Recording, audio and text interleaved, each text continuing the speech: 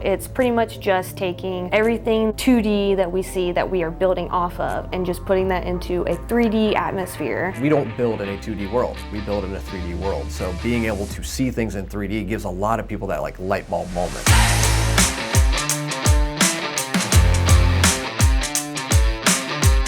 They're very good at what they do. They understand what a deadline is, and they understand what a schedule is, and they understand what it takes sometimes to coach and to mentor and pull others along. The owner kind of made some jokes to us at the very beginning of the job saying, oh yeah, BIM, I've seen what BIM does, and whatever they draw on paper is not what is going to be out there in the field. And I said, no, you haven't seen our BIM team work.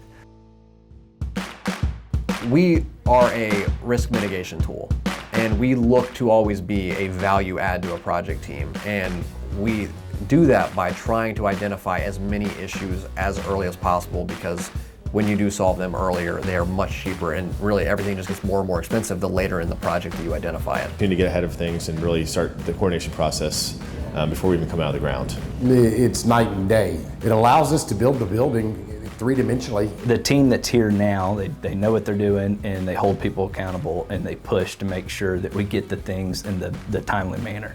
So they're actually paying attention to our schedules. They'll come out on site and meet with us, ask us what we need. There was a time there where I feel like it was every week they were on site looking at stuff. Early on, I think there was a sanitary sewer line that someone had already started installing in the wrong direction, and one of the VDC team members caught it. It was like within 5 minutes they were out there pointing to it. Efficiency for the crews, for your manpower. You know, the guy already knows, okay, this sleeve goes here or this pipe goes here, and he can lay himself out. So I mean, it's overall, it's a win for the whole project. What's the value to the client? There's the value to the client. You know, you didn't have a stoppage in construction, therefore you didn't have a delay in the completion of your building later on down the road.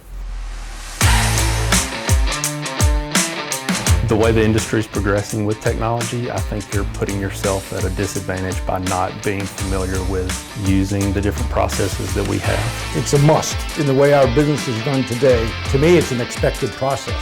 I wouldn't build a job, certainly these type of jobs, without it. It's invaluable, you have to do it.